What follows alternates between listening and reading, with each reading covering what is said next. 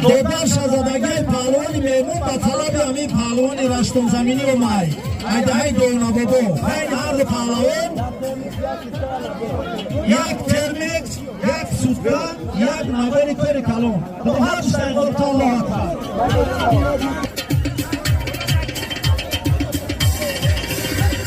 عارفی